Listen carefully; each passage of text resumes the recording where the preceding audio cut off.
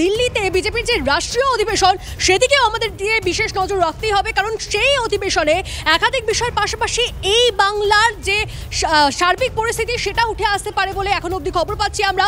এই নিয়ে কথা বলবো প্রদীপ্ত, আমাদের প্রতিনিধি আমাদের সঙ্গে রয়েছেন সরাসরি। প্রদীপ্ত, এই বৈঠকে, এই যে দুদিনের বৈঠক রয়েছে, বৈঠকে কারা কারা উপস্থিত থাকবেন এবং যে সেই বৈঠকে যে যে বিষয়গুলো উঠে আসবে, বিশেষ করে এখন বাংলার যা পরিস্থিতি সেই বিষয়গুলো যেটা উঠে আসবে সেটা কতটা তাৎপর্যপূর্ণ?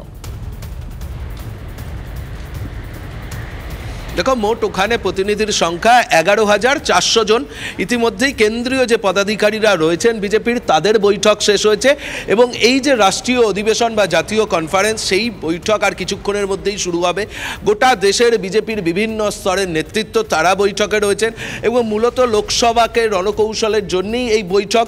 দিল্লির ভারত মণ্ডপে আজ এবং আগামীকাল, আজ শুরু করবেন জেপি নাড্ডা, সমাপ্তি ভাষণ দেবেন প্রধানমন্ত্রী নরেন্দ্র মোদী। ইতিমধ্যেই প্রধানমন্ত্রী একটা সুর বেঁধে দিয়েছেন কি পথে এগোতে চায় বিজেপি। সেখানে যেমনভাবে হচ্ছে গরিব কল্যাণে নরেন্দ্র মোদীর সরকার কি করেছে গত 10 বছরে তা যেমন তুলে ধরা হবে, তার সঙ্গে নরেন্দ্র মোদীর প্রধানমন্ত্রিত্ব এবং মুখ্যমন্ত্রিত্ব মিলিয়ে যে 23 বছর, তখন তার বিরুদ্ধে দুর্নীতির কালির ছিটাটা খুব সংক্ষেপে বৈঠকের সন্দেশখালীর প্রসঙ্গ সেটাও উঠতে পারে, তাই তো? দেখো, রাজ্যের যেহেতু বিজেপির কেন্দ্রীয় প্রতিনিধি দল, তারা এখানে এসে অবশ্যই সন্দেশখালীর প্রসঙ্গ উঠতে পারে।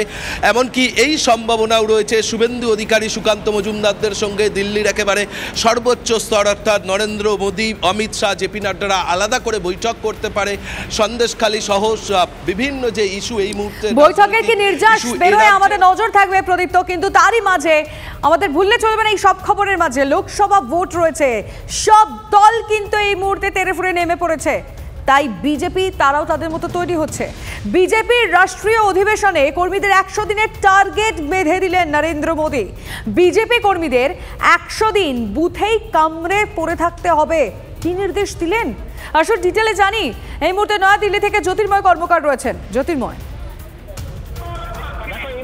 আমি ছবিটা আমি দেখাবো, অর্থাৎ এই জায়গায় এই মুহূর্তে প্রায় 11,500 কর্মী এই মুহূর্তে তারা এখানে উপস্থিত রয়েছেন। দেশের একেবারে পঞ্চায়েত স্তর থেকে শুরু করে যারা কেন্দ্রীয় পদাধিকারী, যারা বিজেপি শাসিত রাজ্যের মুখ্যমন্ত্রী, যারা বিরোধী শাসিত রাজ্যের বিরোধী দলনেতা, তাদের থেকে শুরু করে একেবারে সংগঠনের সব স্তরের নেতৃত্ব এখানে উপস্থিত রয়েছেন।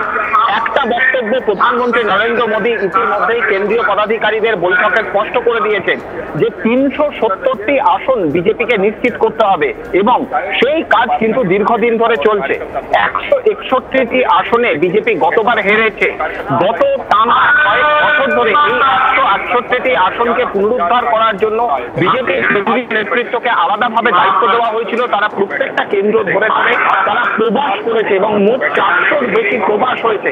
এবং যে নির্যাস উঠে এসছে তাতে একটা বিষয় স্পষ্ট, যে বুথ স্তর থেকে যদি সংগঠনকে তুমি নজর রাখো আর সেখানে কি কি রূপরেখা তৈরি করে দেওয়া হয় তোমার মাধ্যমে অবশ্যই আমরা ডিটেল দর্শকদেরকে জানাবো। আপাতত তোমায় ধন্যবাদ।